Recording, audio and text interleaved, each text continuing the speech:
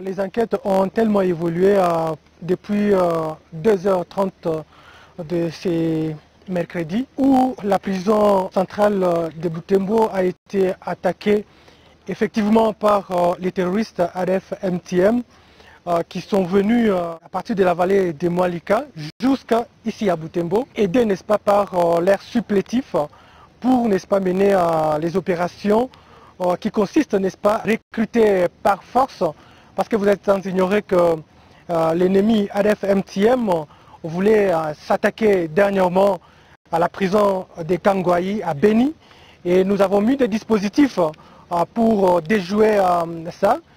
Et malheureusement, l'ennemi a changé l'option parce que tous les ADF arrêtés à Beni ont été transférés dans d'autres provinces. Donc à Beni, il n'y a aucun ADF et ADF a eu ces informations et voilà comment ADF a jugé bon de venir s'attaquer à la prison de Butembo pour, n'est-ce pas, récupérer un certain Kizito qui était déjà ADF connu, arrêté ici, et aussi 12 femmes des ADF qui étaient ici, qui étaient, n'est-ce pas, dans un processus d'être évacuées ailleurs.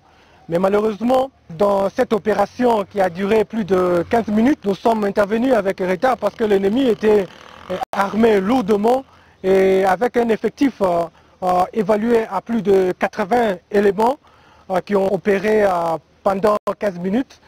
Ils ont réussi à casser la porte de la prison et faire évader les prisonniers. Du côté des femmes, parce qu'il y avait vraiment la sécurité, parce qu'on était sûr que c'est là où il y avait les femmes des ADF. Ils ont utilisé la mêleuse, n'est-ce pas, pour casser la porte et faire sortir les 12 femmes ADF et ils sont partis. Mais nous, en tant que forces armées de la République démocratique du Congo, nous avons déjà arrêté plus de 115 évadés, prisonniers, qui sont déjà là, dans la prison de Butembo. Nous avons neutralisé 5 terroristes ADF-MTM et nous avons récupéré 3 armes de guerre. Vous avez vu la mention écrite en arabe sur l'une des armes des ADF, écrit Allah Akbar Bismillah Rahmani Rahim, ce qui signifie Dieu écran au nom de Dieu, tout miséricordieux et très miséricordieux. Donc vous allez comprendre que effectivement il s'agit des ADF-MTM et comme dans ses habitudes,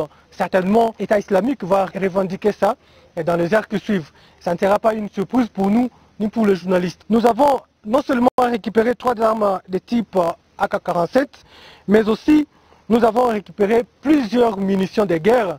Et parmi ces munitions de guerre, pour les spécialistes, vous allez remarquer qu'il y a des armes d'artillerie. Vous allez comprendre que l'ennemi a mis tout son temps pour préparer cette attaque et aider, n'est-ce pas, par ses collaborateurs qui malheureusement sont parmi nous, que nous demandons directement à notre population de les identifier pour que notre ville soit effectivement sécurisée. Du côté des forces de l'ordre, nous avons perdu 2 policiers qui étaient des gardes et pendant que l'ennemi était en fuite avec les évadés, il a forcé un civil pour transporter les biens volés en route, bien sûr, et ce détenu a refusé, il a été exécuté. Nous avons capturé des terroristes ADF-MTM qui sont en train d'être auditionnés. Dans les heures qui suivent, selon l'exploitation, nous allons passer encore une fois dans le média pour vous dire s'il y a l'évolution de la situation sur le terrain. Et nous devons prendre conscience qu'au-delà de ce qui nous divise, il faut regarder devant et voir ce qui nous unisse et pour bouter hors de nous l'ennemi qui est ADF-MTM. L'ennemi a pris la direction de l'Issalé. D'ailleurs, nous étions avec le commandant secteur opérationnel qui est depuis 4 heures ici à Butembo, où nous avons suivi l'ennemi et nos troupes qui sont de l'autre côté, axe sud, et avec le colonel Kisebo qui est en train de suivre l'ennemi. Et nous pensons que dans les heures qui suivent, vous aurez le résultat sur la suite des opérations sur terrain.